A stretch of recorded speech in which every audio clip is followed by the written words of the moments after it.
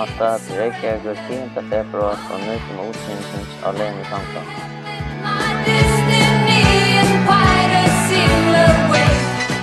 Ásta Sóley, sem vinkona mín, komst því miður ekki með vegna veikinda.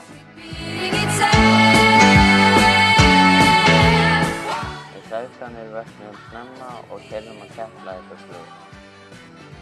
Flugið var það bil 5 klukkutímar en þökk sé afþreyingarkerfinu Icelandair leið tíminn fljótt.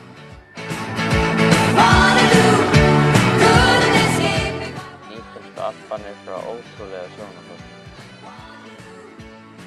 Þegar við lentum var ágætishiti en því miður ekki í sól og blíðu.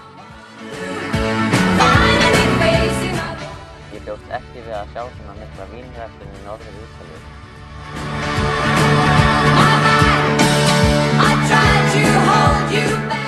Þetta huggulegi bærinn Selva sem ítalska nafnið heitir Vorsabæinn á þýsku. Bærinn í það bil 1500 metrum yfir sjávarmáli.